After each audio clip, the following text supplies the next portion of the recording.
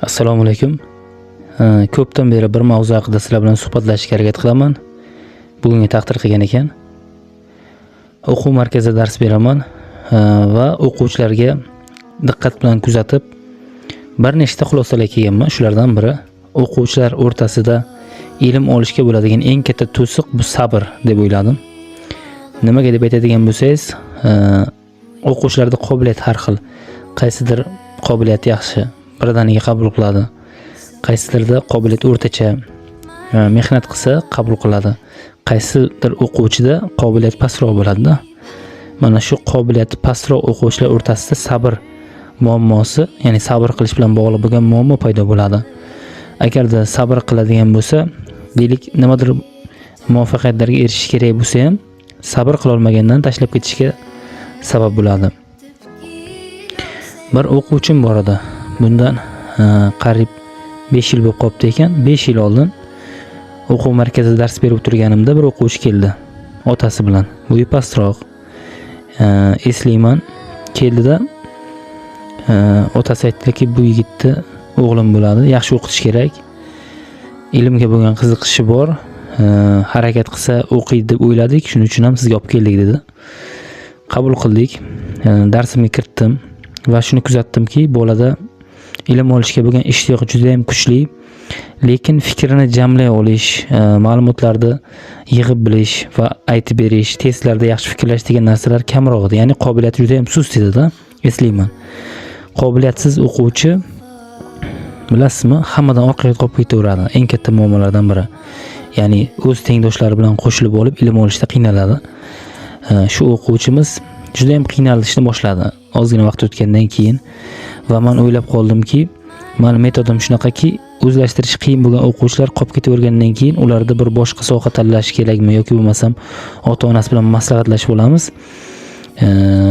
Maslahatlashdim uydagilar bilan. Xo'p, ustoz agar qabul qilolmayotgan bo'lsa, javob bering, boshqa narsaga yo'naltiramiz deb uydagilar aytgandan keyin olib qolib o'quvchi bilan yana suhbatlashdim. Ustoz, menga vaqt bering, men o'zlashtiraman, o'rganaman, harakat qilaman degan fikrlarni aytgandi. 1 yil tayyorgarlik ko'rdim, hech qanaqa bir rezultat, yangilik yoki bo'lmasam ilm olish, olgan ilmi hech ko'rinmadi-da. Shunaqa holat bo'ldiki, u o'quvchi o'quv markaziga kelishi uchun kunduzi ishlab, kunduz kuni maktabga borib, maktabdan keyin ishlab, undan keyin o'quv markaziga kelishga kurslarimiz, kechki kurslarimiz yo'qligi uchun ma'lum muddat qolib ketdi va men o'shanda uyimga ham dars berardim. Ishdan chiqib kelib uyimga dars berardim kechasi. Meni uyimga nisbatan ancha uzoqda va eng katta muammolardan biri yomg'ir yoqqan vaqtda velosiped bilan kelish juda ham qiyin bo'lardi va hozirgacha eslaymiz, yaxshi ko'rib eslaymiz albatta.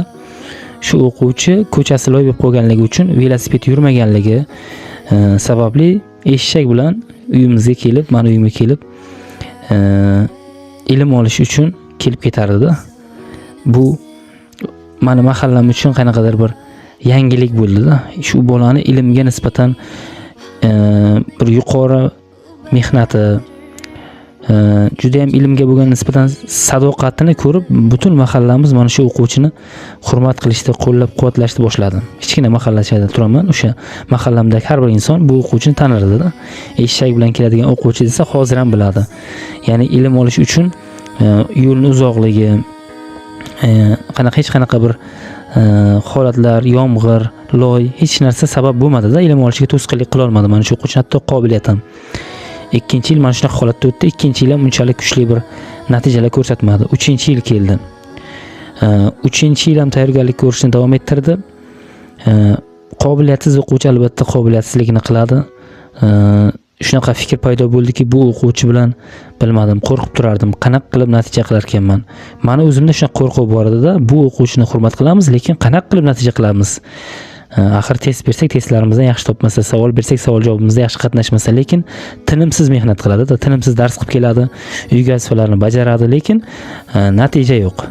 4-yil bir kuni darsdan keyin olib qoldim. O'quvchimiz ismi Bahromjon, Eshxolov Bahrom. Endi mana shuncha vaqtdan beri tayyorgarlik ko'ryapsan. Anchadan beri mehnat qilyapsan. endi bizga natija kerak, natija uchun harakat qilgin, o'zingni ustingni qattiqroq ishlagin deb bir ozgina tanbeh berganday bo'ldik. Ozgina ko'zlarida yosh qalqidi-da, "Ustozjon, siz o'ylamang, men mehnat qilyapman. Nima uchun? Natija uchun. Albatta natija chiqarishga harakat qilaman", dedi va bilasizmi, mana shu o'quvchi juda uzoqdan velosiped bilan kelardi o'quv markaziga. Oyoqlari charchab, toliqib, kasal bo'lib qoldi. Kasal bo'lib qolgan holatda ham darsga kelishda davom etdi. Men o'zim nima deydi, shu bolani holatini ko'rib og'rinardim-da. Qanaydir ma'noda rahmim kelgan holatlar ham bo'lardi. Juda ishtiyoqi baland, mehnatkash o'quvchi, lekin qobiliyatsiz va davom etdi. Zinadan o'zim chiqarib qo'ygan vaziyatlarni bilaman-da mana shu o'quvchini, lekin ilm olishdan to'xtamadi, davom etdi. Oxir oqibat imtihon oldi, ancha ochildi. Natijalar qisman ko'rindi, lekin unchalik zo'r deb ayta olmayman. Imtihon o'tdi. Imtihon o'tgandan keyin qiziqib ballarning natijalarini ko'rishimiz kerak. Mana shu birinchi o'quvchimni natijasini ko'rdim. Ahmed va Shahlo degan o'quvchimiz 185 ball, 184 butun qanchadir ball olgan. Juda ham xursand bo'ldim bu narsani ko'rib. Juda ham xursand bo'ldim. Demak, hammasi reja bo'yicha. Ikkinchi o'quvchimizni ko'rdik. Do'stmurodov Sevinch o'quvchimiz juda ham mehnatkash. Aniq esimda yo'q, 160 dan balandroq ball olgandi. Juda ham xursand bo'ldim buni ko'rib va navbat Bahromjonga kelgandi.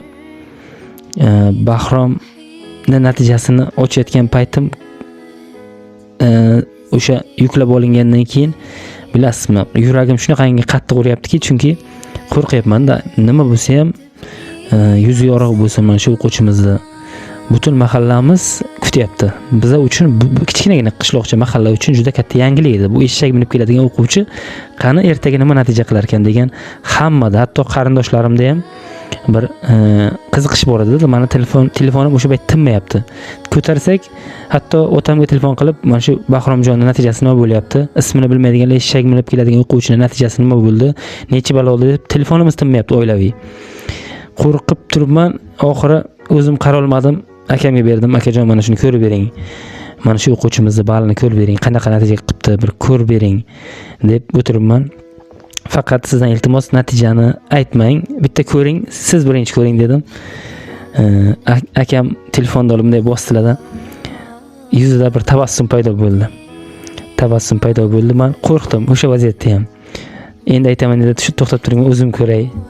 Mayli, o'zim nima bo'lsa bo'ldi dedim-da, qo'lim qaltirab olib, bu yoki ko'zimni ochib qaraydigan bo'lsam 158 ball turibdi-da. Endi buni kichkinagina hikoyatchiday holatda aytib eshitayotgan insonlar bo'lsa o'ylab ko'rishi mumkin. 158 ball ko'p ball emas-ku. 185, 160 dan yuqori. Yana bir Ulug'bek degan o'quvchimiz 172 ball olgan. Ketma-ket shu yaxshi natijalardan keyin 158 ball kam emasmi deb o'ylashingiz mumkin. 158 ball o'sha o'quvchimizning qobiliyatsizligini oldida juda ham katta narsa-da. Tushunyapsizlar-a? Qobiliyatsiz o'quvchi uchun juda ham katta narsa. Buni tushunadiganlar yaxshi biladi. Xursand bo'lib ketib qoldim. Chunki 95 ball, 100 ball, 110 ball maksimal olib yurgan o'quvchi, 2 yil davomida 80 balldan oshirmagan o'quvchi uchun imtihonda bu narsa juda ham katta bir Xudoyim taoloning rahmi keldimi yoki ilm darajasini ko'rsatib qo'ydimi? Shunday deb o'yladim-da, natijani ko'rganimdan keyin xursand bo'ldim. Endi navbat o'qishni javobini chiqishini kutishda bo'lyapti. Xuddi shunday holat javoblar chiqib kelyapti. Qarayapmiz, o'quvchilarimiz yaxshi hammasi. Mehnatiga yarasha oliy ta'limlarga kirishga sazovor bo'lishyapti. Navbat yana Bahromjonga kelyapti.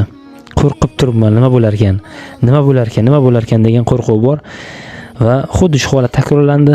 Javobini ko'rdim, qarasam Buxoro tibbiyot instituti davolash ishi yo'nalishi to'lov kontrakt shartnomasi asosida talaba bo'lgan. Buni ko'rganimda endi shuncha o'quvchilarim ko'p, o'sha holatlarda hamma o'quvchilar natijasini ko'ryapman. Xursand bo'lyapman avval. Endi Bahromjonga kelganimizda bu quvonchni tasavvur qilib bo'lmaydigan darajada quvonyapman, chunki yuqorida aytdim, juda ham qobiliyatsiz o'quvchi. Tibbiyot institutining talabasi bo'lishi uchun shunchalik katta mehnat qildiki, qobiliyatsiz o'quvchini bu darajada qilayotgan mehnati tahsinga sazovorda. Hozir ham bu o'quvchilarimga aytib bu narsani tushuntirib qo'yaman. va har safar shu o'quvchimni gapirib berayotganimda eslayotganligimda bilasiz, mana bitta olam ichiga kirib ketib qolaman. Qanaqa olam bu? Sizga tushuntirish qiyin bo'lgan olam. Ya'ni bilingki, qadrli o'quvchilar, qobiliyat bu har doim ham insonning qobiliyati zo'rligi doim ham uni kelajagi yaxshi bo'ladi degani emas. Yoki qobiliyatining yo'qligi yoki unchalik yaxshi emasligi bo'ldi. Demak, hech narsaga erisha olmaymiz degani ham emas. Biling, doim esingizda tursin, doim yodingizda tursin. Qobiliyat qaysidir bosqichgacha ishlaydi. Qaysidir etapdan keyin mehnat qobiliyatni bosib o'tadi. Tushunyapsizlar-a? Mehnat qiling. Qobiliyatingizga faqatgina suyanib qolishingiz ham kamlik qiladi. Qobiliyatsizligingizdan cho'kib qolishingiz ham bu kamlik qiladi. Mehnat qiling. Mehnat, shuni tushunib yetdimki, mana shu o'quvchi menga bir katta bir motivatsiya qoldirib ketdi, katta bir umid qoldirib ketdiki, hozirda qobiliyatsiz o'quvchi, lekin tarbiyali o'quvchilar kelsa, mana shu o'quvchilarni bajonidil qabul qilib o'qitaman. Nimaga desangiz, ko'rdimki, tarbiyasi yaxshi, ilmga sodiq bo'lgan, mehnat qilishdan qochmaydigan insonni Xudo doim qo'llab-quvvatlar ekanda, doim. Shuning uchun ham qadrli o'quvchilar, sizlarda gapimni boshida aytdim, eng katta muammo sabr bo'layotgan bo'lsa, sabr qiling. Sabr qiling qachongacha? Qachonki o'zingiz istagan darajaga yetgunizcha sabr qiling. Bu bir kunda, 5 kunda, 1 yilda boringki, 3 yil, 4 yilda ham bo'lmasligi mumkin-da. 5 yil, 6 yil, necha yil ketsa ham sabr qiling. Bir kun kelib o'zingiz istagan bosqichga chiqasiz, ungacha xotirjamlikni ushlagan holatda qattiq mehnat qiling, sabr qiling. Sabringizga yarasha ertaga mehnatingizga yarasha albatta bir kun yutuqlarga erishasiz. Shu o'rinda aytib ketishim kerak. Bahromjon, Allohim doim omadingni bersin. Seni mana shu o'quv markazimizda 4 ta o'qituvchi o'qitdi. Majburiy fanlaringga o'qitgan o'qituvchilarimiz bor. Sabr bilan o'qitgan Dilshod Qosimov ustozimizga rahmat aytishimiz kerak albatta. Ona tili fanidan bu o'quvchimizga ancha o'g'itlar berib, maslahatlar berib o'qitdilar. Ozodbek Baxtiyorovich o'qituvchimiz juda ham tirishqoq, mehnatkash o'qituvchi. Shu bilan birgalikda menga yoqadigan tarafi, o'quvchini doimo qamrab olib o'qitishni biladi. Tushkunlikdan chiqarish haqida doim bir fikrlar bildirib yurardi-da. Bu kishining ham o'rinlari juda ham katta. Sahobiddin domlamiz bor. Xo'jamurodov matematika o'qituvchisi, bir beg'ubor, qanaqadir o'quvchilarni o'qitishda samimiyatni birinchi o'ringa qo'yadigan o'qituvchilarimizdan biri. Bu kishini ham, bu o'quvchini, ya'ni qobiliyatsiz o'quvchini rivojlanishida juda katta hissasi bor. Undan tashqari albatta aytib o'tishimiz kerak, bu kishini aytmasak bo'lmaydi. Shuhrat Uzoqov o'quv markazimizning rahbari. Mana shunaqa o'quvchilar bilan albatta doim suhbatlashib, ularga o'zini kerakli bo'lgan fikrlarini bildirib turardi. Shunaqa holatlarning ustiga tushganman bir necha bor. Markazimizga sodiq bo'lgan o'quvchilar uchun doim fikrlar bildirib turadilar. Shuning uchun ham ota-onasiga ham rahmat. Mana shuncha holat bo'lishiga qaramasdan doimiy domla qattiq turasizmi? Mayli, suyagi bizniki, eti sizniki deb turgan otasiga rahmat, onasiga rahmat. Sabr qilib mana shu o'quvchi shu darajaga yetishi uchun qarang, qancha inson xizmat qilyapti. Ya'ni bir kishini bu yerda, bir kishi haqida gap ketmayapti-da, bu yerda bir qancha ustozlar va shu bilan birgalikda shu o'quvchini sinfdagi 98-maktabdagi sinf rahbarini ham o'rni juda katta, chunki doimiy qo'llab-quvvatlab mana shu o'quvchini yaxshi, ilmli, kelajakda bir yaxshi inson bo'lishi uchun o'z hissalarini qo'shdi. Qarang, azizlar, bitta o'quvchini, ya'ni qobiliyatsizlikdan olib chiqish uchun necha kishi umid qilyapti. Va qoldirib ketgan ne'mat nima? Mana kichik mahallamda hozirgi paytda ota-onalar farzandini o'quv markazlariga yoki ilm dargohlariga olib borishyapti. Qara, ilm olish uchun uzoqdan kelib, kerak bo'lsa yomg'irli kunda loylarga qolib, velosiped yurmaganlik uchun uzoqdan ilmdan qolib ketmasin deb eshak bilan kelayotganlar bor. Og'rinmasdan, uyalmasdan. Bugunlik kunda o'sha o'quvchilar oq xalat, kalpachoq kiyib, tibbiyot oliygohini talabasi bo'lib yuribdi. Sen nimaga bunday holatda yuribsan? Bor, o'qigin o'g'lim, qizim deydiganlar ko'payib qoldi hozirgi paytda. Bu meni quvontiradi.